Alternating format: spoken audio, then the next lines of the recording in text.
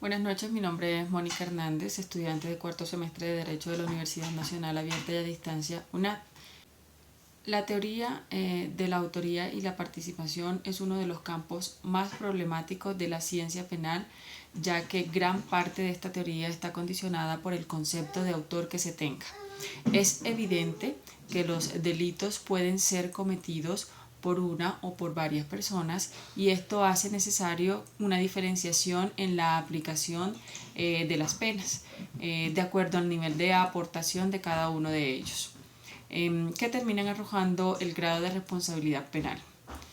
En los momentos iniciales del derecho penal primó el concepto unitario de autor que no diferenciaba entre autores y partícipes, ya que todo el que aportaba a la comisión del hecho era considerado autor sin distinción. El concepto extensivo de autor se introdujo posteriormente y es apoyado por la equivalencia de las condiciones. Así que para hablar de autoría y participación tenemos que comenzar por definir qué es autor, ya que el desarrollo doctrinal no ha sido unánime con respecto a la delimitación de este concepto. Por ello se mantienen tres: unitario, extensivo y restrictivo. El concepto unitario no distingue entre autores y partícipes, así que considera que todo el que participa de un delito es autor del mismo, porque el delito es una obra de todos ellos. Jeschek lo expone de la siguiente manera: el concepto unitario de autor contempla a todos los intervinientes que presentan una contribución causal a la realización del tipo como autores, con independencia de la importancia que corresponda a su colaboración para el conjunto del hecho. Esta cuestión solo posee importancia para la aplicación de la pena y debe responderse en dicha sede con independencia de todas las distinciones dogmáticas de la teoría de la participación, con arreglo únicamente al sentido y al fin de la pena. La crítica más relevante parte del concepto mismo, y es que la distinción entre autores y partícipes, dada la ausencia de accesoriedad, genera inseguridad jurídica. El concepto extensivo también considera como autor a todo el que interviene en el proceso causal que arroje un resultado, salvo que existan normas que describan formas de participación como la inducción y la complicidad. Si no existen normas sobre la participación, todas las formas de intervención se sancionan como autoría. Es compatible con el derecho positivo. Roxin lo sintetiza de la siguiente manera: la distinción entre autoría y participación depende de la valoración jurídico-normativa de las aportaciones individuales al hecho. Existen para este concepto extensivo del autor dos teorías: la teoría extensivo-subjetiva, que hace diferenciación entre autor y partícipe con apoyo de criterios exclusivamente subjetivos. Autor es quien actúa con voluntad de autor, animus autoris. Partícipe quien lo hace por voluntad de tal, animus soci. Estas voluntades se explican con dos variantes: la teoría del dolo, según la cual animus autoris es igual a voluntad autónoma y animus socis es dependiente de la del autor. La teoría del interés, que considera animus autoris quien lo hace con interés propio en el hecho, y animus soci quien obra en interés ajeno. Los exponentes son Mir Puig y Quintero. La segunda teoría extensivo-objetiva se supone que el autor es todo el que interponga una causa para el resultado o contribuya a la lesión de los bienes jurídicos penalmente tutelados. Nace como alternativa ante la dificultad de otras teorías para explicar la autoría mediata, indirecta o por mano ajena, como les ponen Schmidt, Loney y Metzger. El concepto restrictivo contraría al concepto unitario y extensivo y parte de la afirmación de que no todos los intervinientes en un hecho delictivo son autores, independientemente de la cantidad y la calidad del aporte objetivo. La accesoriedad de la participación es la nota más característica, gracias a las normas sobre participación que incluyen los códigos penales, que operan como amplificadores del tipo penal y de la punibilidad. Se puede castigar a personas diferentes al autor. Tiene varias teorías también. La teoría objetivo formal define como autor a quien ejecuta de manera total o parcial la acción descrita en el tipo de la parte especial. Es objetiva porque la autoría es la realización de elementos típicos y formal porque arranca de los tipos legales y no de meros conceptos de causalidad. Exponentes en Alemania: Belling, Mittermeier, Adolfo, Merkel, Hugo Meyer, Werner, Liebman, Siermen, Hegler, entre otros. En España: Sileva, Ferrer, Quintano, Luzón, Puig, Vives, Devesa, etc. La doctrina y jurisprudencia colombiana recurren a esta teoría para fundamentar la autoría y la coautoría. La segunda teoría es la objetivo material y busca detectar el carácter material de los tipos de delito, pero esto se constituye en su talón de Aquiles porque pierde vínculo con el contenido de la norma. De estas teorías, la más importante es la del dominio del hecho. Así lo consideran Bacigalupo y Muñoz Conde. En la teoría del dominio del hecho, el autor es quien domina el hecho, es decir, quien decide en líneas generales el sí y el cómo de su realización, dirige el hecho que desemboca en dicha producción. La elaboración de esta teoría se debe a Welsel y su desarrollo a Roxin, y tiene un papel fundamental en el desarrollo reciente de la teoría de la autoría y de la participación. Formas de autoría. Hay autoría inmediata, directa o por propia mano. El autor lleva a efecto todos los elementos del tipo penal. Hay autoría mediata o por medio de otro, que según Roxin se basa en el dominio de la voluntad. El sujeto de atrás controla la voluntad de quien obra directa y personalmente. Y la coautoría, que es donde el delito se realiza por dos o más personas que comparten el dominio del hecho. A nivel de Colombia, el Código Penal, en la Ley 599 del 2000, el autor se encuentra definido en el artículo 29, que dice: autores es autor quien realice la conducta punible por sí mismo o utilizando a otro como instrumento. Son coautores los que, mediando un acuerdo común, actúan en división del trabajo criminal atendiendo la importancia del aporte.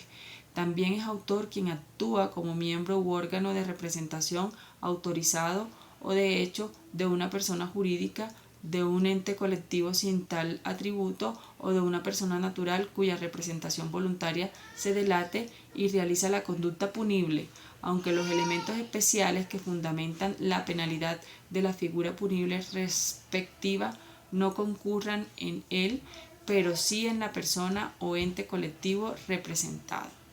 El autor en sus diversas modalidades incurrirá en la pena prevista para la conducta punible. El artículo 29 se refiere a la autoría inmediata, directa, mediata y a la coautoría e incluye la figura de actuar por otro. Es la voluntaria contribución a delito ajeno. Contribución porque el partícipe cumple con un aporte al hecho. Voluntaria porque debe existir dolo en todos los cooperadores. Delito ajeno porque el partícipe se halla en una posición secundaria respecto al autor. La participación tiene naturaleza subsidiaria, es decir, es intervención en un hecho ajeno, esto es, en el que se encuentra bajo el control de otro. De igual manera, la participación es accesoria, ya que debe existir una coincidencia respecto del bien jurídico que se quiere vulnerar tanto por el autor como por el partícipe.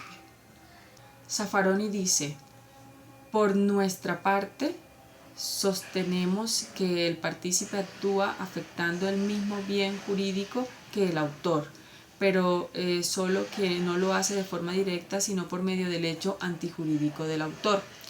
La ley distingue tres formas de participación.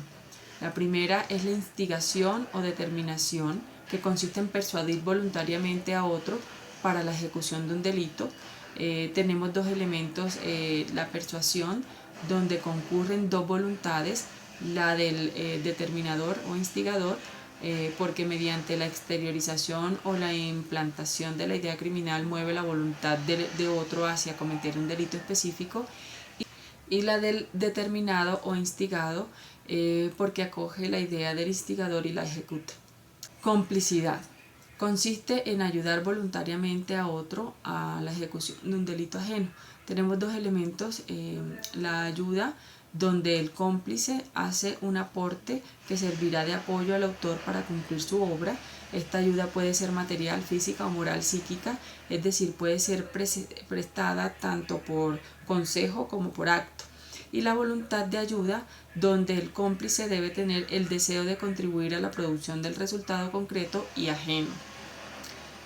El encubrimiento consiste en quien, sin haber tenido participación como autor ni cómplice, interviene después como auxilio posterior al acto.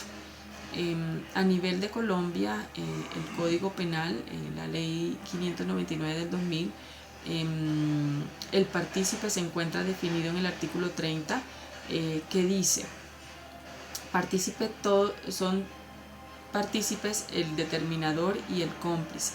Quien determine a otro a realizar la conducta antijurídica incurrirá en la pena prevista para la infracción. Quien contribuya a la realización de la conducta antijurídica o preste una ayuda posterior por concierto previo o concomitante a la misma incurrirá en la pena prevista para la correspondiente infracción, disminuida de una sexta parte de la mitad.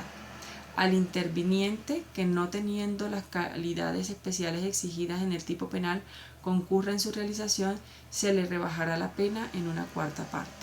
Como podemos ver, el encubrimiento no figura, es mirado como cómplice. Cuando menciona o preste ayuda posterior, se refiere a un tipo de encubrimiento, pero pues no lo menciona como tal. Por demás, tanto los conceptos de autor como participación se encuentran detallados con minucia en ambos artículos. Para cerrar, el artículo 28 del Código Penal reconoce el concurso de personas en la conducta punible, diciendo que concurren en la realización de la conducta punible los autores y los partícipes. Son figuras jurídicas que ayudan a ensanchar o ampliar la esfera de los tipos comunes para tipificar conductas que no logran concluirse o que hubo necesidad de ayuda para su consumación. Surgen por la necesidad de que no quedaran impunes los fenómenos que no caben en los tipos penales. El término fue acuñado por Reyes Echandía para las dos figuras conocidas como tentativa y participación o concurso de personas en la conducta punible, que la mencioné anteriormente y está contenida en el artículo 28 del Código Penal. La tentativa es también llamada delito imperfecto, ya que es una conducta que no logra la finalidad buscada, si bien tiene igual intención de ocasionar el resultado buscado sin lograrlo. Ejemplo, cuando un sujeto quiere matar y realiza todo el acto para hacerlo, pero no se produce la muerte. Eso se llama tentativa de homicidio. Según Carrara, la tentativa se sanciona por el peligro corrido por la sociedad o por el ciudadano atacado. Es decir, se trata de casos en los que el sujeto no ejecuta completamente el hecho descrito en la norma, un hecho típico, pero alcanza a ser merecedor de reproche. El Código Penal colombiano, Ley 599 del 2000, lo define así en el artículo 27. Tentativa: el que iniciare la ejecución de una conducta punible mediante actos idóneos e inequivocadamente dirigidos a su consumación, y ésta no se produjere por circunstancias ajenas a su voluntad, incurrirá en pena no menor de la mitad del mínimo ni mayor de las 3/4 partes del máximo de la señalada para la conducta punible consumada. Igual, cuando la conducta punible no se consuma por circunstancias ajenas a la voluntad del autor o partícipe, incurrirá en pena no menor de la 1/3 parte del mínimo ni mayor de las 2/3 partes del máximo de la señalada para su consumación, si voluntariamente ha realizado todos los esfuerzos necesarios para impedirla. Existe una clasificación de tentativa. La primera es tentativa acabada o delito frustrado, donde la ejecución de la conducta se completa, pero el resultado no se produce. Ejemplo, A, con la intención de matar a B, dispara un arma, pero no da en el blanco porque el sujeto pasivo se agacha o por un golpe desvía la mano del sujeto activo. Inacabada, donde el sujeto inicia la ejecución de la conducta punible y su propósito no se consuma por circunstancias ajenas a su voluntad, desarrollándose en forma incompleta. Por ejemplo, A con la intención de matar a B, tira del disparador y el gatillo se traba. La desistida, donde el sujeto inicia la ejecución de la conducta punible y su propósito no se consuma por haber desistido de su plan. Y la putativa, quien erróneamente cree que ha iniciado la ejecución de un delito o una conducta que es criminal sin que la ley la haya tipificada como tal. Hay otra que es la imposible o inidónea, que no es punible en Colombia. Intercrímenes o camino del crimen. Consiste en el camino que sigue el delito desde que surge en la mente hasta que se cumple con la realización del hecho. Tiene dos fases, una interna en la que está el deseo íntimo de delinquir y otra externa cuando ya está la resolución manifestada y ha pasado por varias etapas, la ideación o designio criminal que aparece en la mente del sujeto la intención de cometer el delito, la preparación que establece las condiciones básicas y los medios, la ejecución donde inicia la actividad para llegar al fin o al resultado, la consumación que es la obtención del resultado. Esto es aplicable tanto en la tentativa como en la consumación del hecho.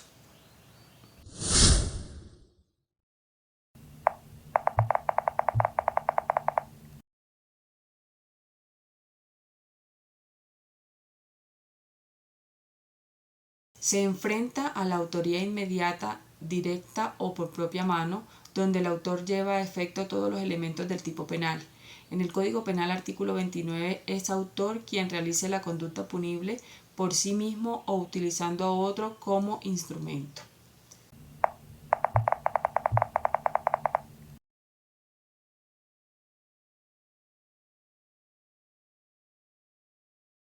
El dispositivo amplificador del tipo es la tentativa, ya que Gervasio llevó a cabo todos sus actos, sin embargo el resultado pretendido no se produce por causas ajenas a la voluntad del delincuente.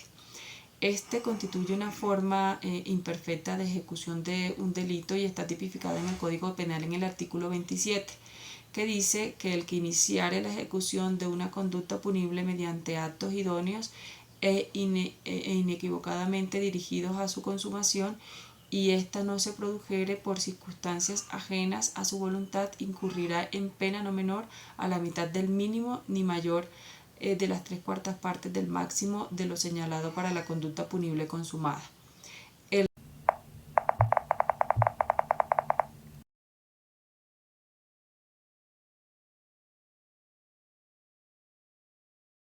Cléulo está frente a una tentativa inacabada porque inicia la ejecución de la conducta punible y su propósito no se consuma por circunstancias ajenas a su voluntad, desarrollándose en forma incompleta.